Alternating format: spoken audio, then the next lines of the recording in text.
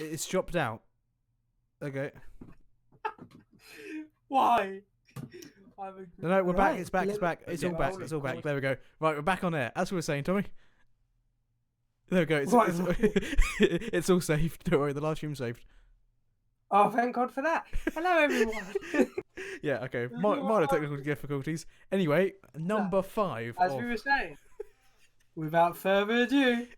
No, that bit's all saved. People can think you got dementia. Well, they've now. seen it again. They've seen it again. Yes. Right, so anyway, remember how we're doing this. You're saying Yes. yours, I'm saying I do. mine. So, number 5. Yep. Number 5. Are we announcing them together? No, you say in the yours same first sentence? and I say mine. Okay, number 5. Worst Prime Minister I have lived under. Theresa May. No, I didn't do that. My number do you want me 5. to explain? My number 5 was Gordon Brown. I ranked Gordon Brown number 5. So why did you say that about Theresa May? 3 years of nothing. The point of a prime minister is to have leadership and to make good decisions. Let's look at some of the decisions she made. She filled her cabinet with Remainers despite a vote for leave. She ran one of the worst general election campaigns in the history of this country. Yeah. Where she had to take U-turn. She looked arrogant. She thought she was great, and then she lost her majority of leadership and spent the remaining 2 years struggling to do a single thing. I don't think she ever really believed in Brexit, which is why, in the end, I mean, I remember those last few weeks of her premiership, it was utter chaos. She even stated she was going to bring this bill to the House, which the Parliament could vote on whether to allow for a second Brexit referendum on. Oh yeah. That was right near the end. In terms of I'm going to bring up the election things again. Not only was it the general election, the 2019 local elections, the Conservatives' significant number of councillors and seats. The European elections, the Conservatives returned one of the lowest figure they've ever achieved in those elections. So yes, Theresa May is at my bottom. 3 years of nothing. It didn't amount to anything. She didn't do anything. And she was a weak leader who resigned because she couldn't get done what she was elected to do, and that was deliver Brexit. That's it for Theresa May. That's why she's at my bottom. I think I have a better reason why my number 5 is who he is. Right. Given all Theresa May's downfall, she didn't make terrible economic decisions that plunged us into a massive recession and leave us with no money in the treasury, crippling the country.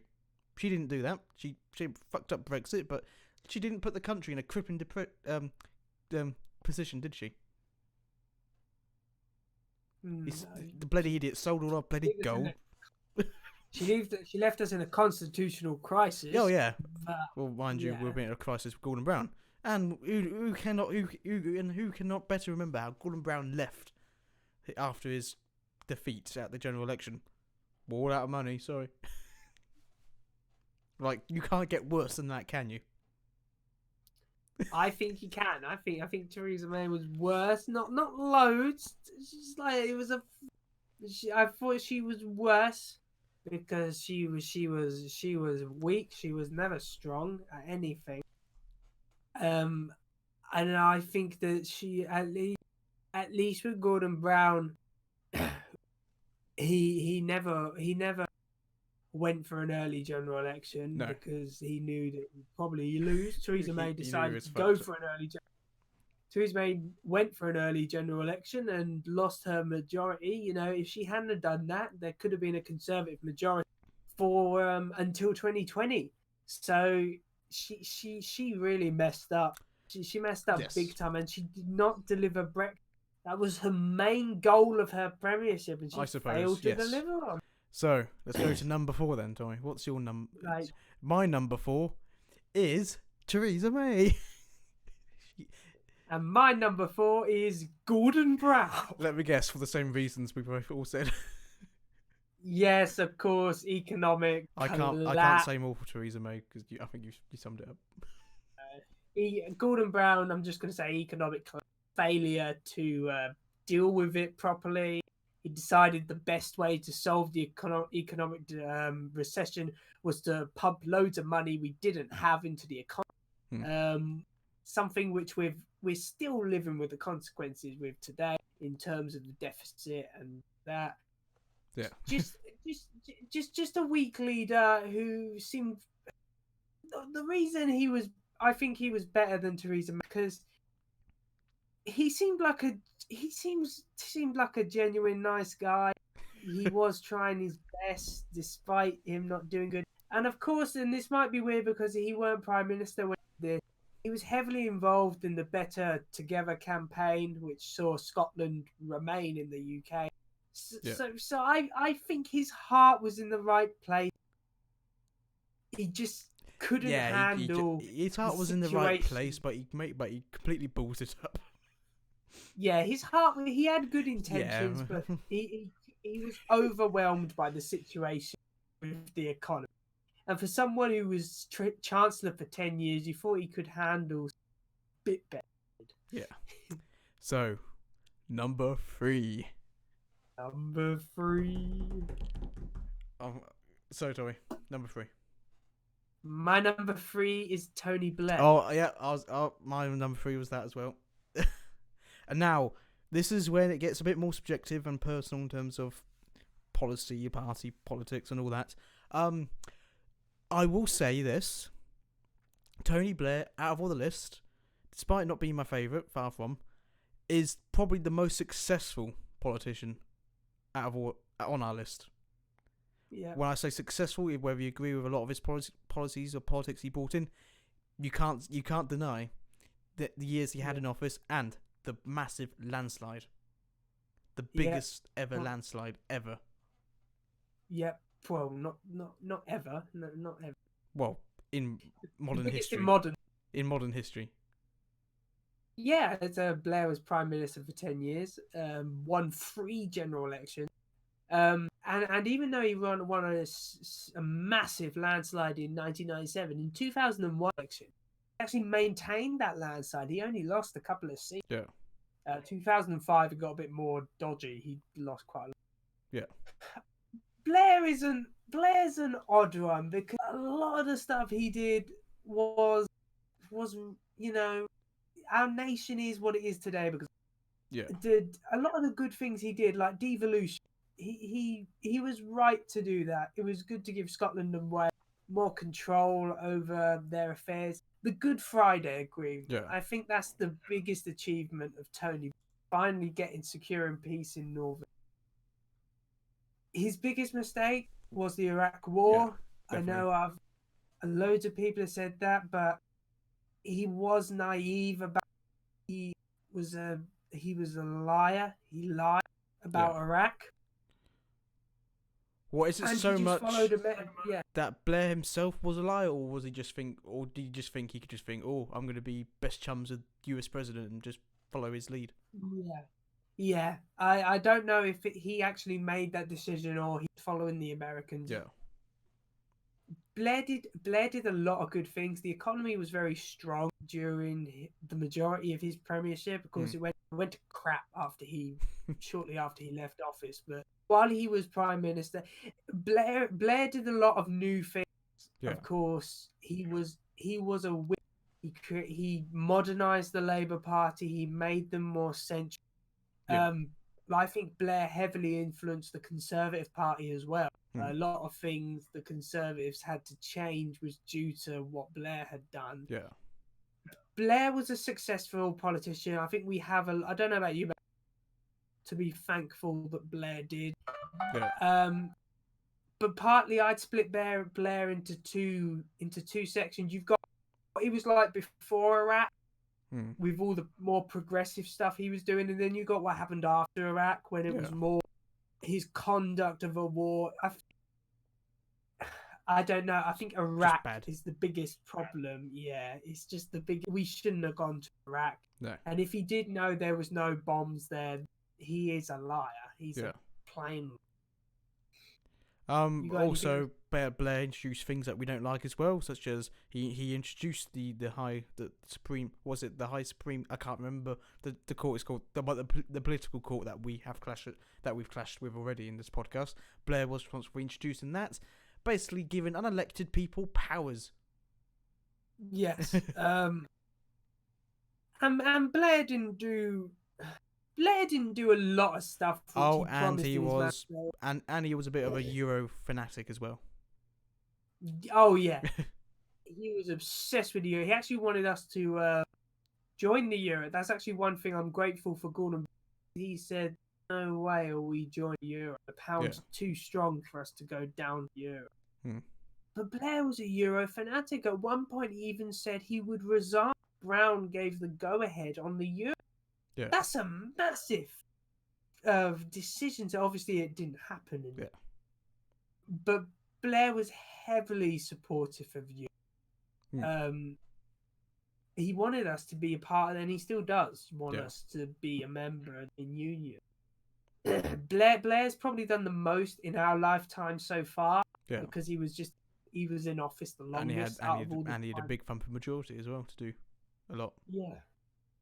Oh yeah, he could do whatever he wanted, and a lot of people say that's why the Labour Party is struggling so much in the modern times, because they've not found someone to replace Tony Blair. They haven't found someone who's that charismatic, who can appeal to loads of different people. You can say what you want about Tony Blair, but like his commands, like how he, like in terms of a speech on how he talks to people, that's like all at the dispatch box was something you could not deny.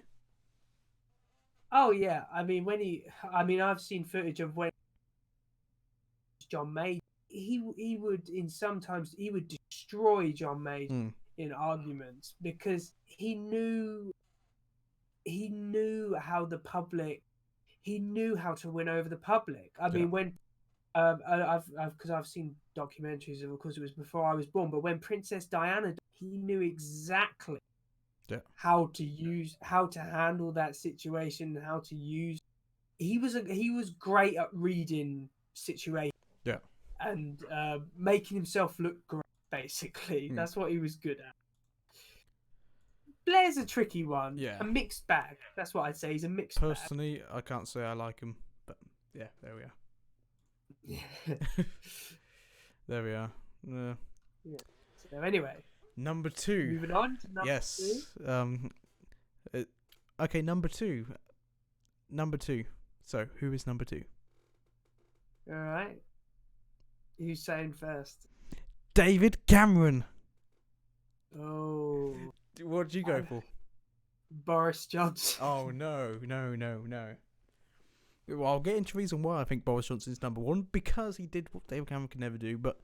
anyway, we're talking about number 2 at the moment. Number 2, David Cameron. When Cameron was first put into the spot, he had a very difficult job. Very difficult position he was in. Being in a coalition and then inheriting the treasury of, we're all out of money and total economic ruin. He had a tough job. And now I know people like to say Boris Johnson and Brexit highly divisive, but David Cameron had to make very tough calls to start off with, like him and George Osborne. The thing that people know him for is austerity. But which was a tough call he had to make in order to basically give the economy a chance and the country a chance to recover. But Cameron did bring like a freshness to politics. Like, he was much younger than we were used to seeing. It is a new cabinet with George Osborne, the new, as they used to call them, the Eton boys, who have arrived in town. Even though Tony Blair went to Oxford as well, but there we are. I think he did change the country. He did then win over. He did also increases majority in the second election. We won people over. You got rid of the Liberal Democrats. Thank God for that. more on that in a bit. Yeah, but I think in terms of getting the economy back up to scratch and setting it on a steady level, which of course Boris Johnson's government at the moment has benefited from dramatically in terms of they're able to up the funding now, whereas David Cameron had to make the tough call he had to strip the funding so the economy could recover. So now extra funding can be ramped back up. So Tommy, what you got to say? Well, the reason I've put Boris Johnson second is he's been a great minister. So he's got us out of the European Union. He's making firm decisions now. He's renewed confidence in democracy after Theresa May's disaster of a premiership. He won a thumping majority in the general election, largest Conservative majority since 1987.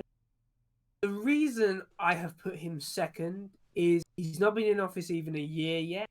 Yep, true. Personally speaking, I think Boris has not been in office long enough for him to be who I consider the best prime minister. Who knows? In a couple of years, he might move up that ranking. At the moment, I've put him at second. Not for anything he's done wrong. It's more to do with the time he's been in. I don't think he's been in office long enough to be in that number one spot. Not yet, anyway. Not. So the reason why I thought Boris Johnson was my number one is because, well, he did what Cameron and Theresa May could not do, and also whilst winning a big majority, David Cameron was able to win a small one. Theresa May lost hers, and Boris Johnson was the first one since, like Tommy said, since the 1980s to win a thumping majority. And also, the reason why I put him as number one is that he also achieved the biggest democratic mandate in, forever, for at least a very long time, of leaving the European Union. He got us out. He did the job that David Cameron ran away from. He did the job that Theresa May didn't want to do. And I think, of course, like Tommy said, he's not been in the office long enough for Tommy to put him as number one. But he's saying at the moment, I suppose that could change, but he's saying and doing all the right things at the moment. He's talking about how he's going to level up the country, put in extra funding across the board. His position on Brexit at the moment in terms of getting that trade deal is, he's taken definitely the right approach. Of course, he's going to be one. He sort of reminds me a bit of Blair in the sense he wants to get a lot done and changed in that sense. Yeah. So it's possible that it could change depending on what he does in the next couple of years. But at the moment, he's gotten a lot done. Just in the time he's been in office, he's got a hell of a lot done. So that's why at the moment he's number one. So Tommy, I've got to add? put David Cameron at my number one because for a lot of the reasons you said, he inherited a very difficult situation with the economy, and also he put the national interest first when he went into current Dems. Now, a more arrogant conservative leader might have said, well, I'm going to govern as a minority government and then have an election in a couple of months' time and hope I get a. But Cameron knew that the state the country was in, it needed stability. So he decided to ask the Lib Dems and they agreed to form a coalition. And in that 5-year coalition, yes, there was difficulty. A lot of difficult decisions had to be made. And Cameron knew that some of them, especially with the austerity program and all that, that they wouldn't be decisions that would make him popular. He knew austerity would probably hurt his approval rating. Yeah. However, he decided he put it had to be done. The national interest first, unlike Blair, who was more concerned about his more concerned about his appeal. Cameron weren't concerned about with his appeal. He was making tough decisions. And you say Boris Johnson's done a lot of. So Cameron was very clearly he asked he spoke about things which previous governments never did. Yeah. He finally sorted out. I mean, some people say he didn't, but he sorted out the Scotland issue. He took a very bold step to offer them a referendum on independence. He personally supported the Better Together campaign. Yeah. Scotland would remain a member of the United Kingdom, and that actually succeeded. He managed to succeed that. As Matthew said, he won a majority in 2015. Not many governments increase, especially Cameron was, went through a very tough time rebuilding the economy, rebuilding faith in the nation again, and he won a majority. Of course, Cameron did offer a referendum on the European. And now a lot of people, yes, I know a lot of people, he supported. He offered that referendum because he knew what either way it went. He knew that referendum needed to be offered. Yeah. He knew the British public had to make a decision on it. And he was right to resign. A lot of people say he should have stayed. However, he was at front and center of the Remain campaign. Yeah. I don't think his credibility would have been. He knew his reputation and his authority in the Conservative Party, as well as the nation, was shattered after that referendum. Yeah. So he was a prime minister who knew when his time was up, and he knew his time. And of course, what I think is the greatest achievement of David Cameron is he was a great social reformer. Of course, the legalization of same-sex marriage occurred under his premiership, and he really did champion that despite a lot of opposition in the Conservative Party. Cameron was someone who never put the Conservative Party first. He tried to put the country first. He tried to make the country get more involved in politics with referendums and make them decide what they wanted to do. And he knew that even though the nation had voted to leave and he had supported Remain, he knew it was a decision which the country needed to do. It needed to take forward and needed to leave. He just knew that he weren't the right person to do that. Yeah. So that's why I've put him at number one. Of course, Boris Johnson could move into number one years. But at the moment, I think with what David Cameron did in very circumstances, he did a really good job. And he always put the country before himself and the country. Himself and his party. Yeah. So I think that concludes our section for today. Yes, that was a interesting, surprising ranking. Me and Matthew didn't it wasn't too surprising. Yeah. To me, it was. It was just slightly flipped around on the lower ends. Yeah, we had a couple in the wrong place. We did have a couple in the wrong place. Well, I mean, when we were ranking like this, you said top 5. You never said about joint rankings, so I had to make a choice.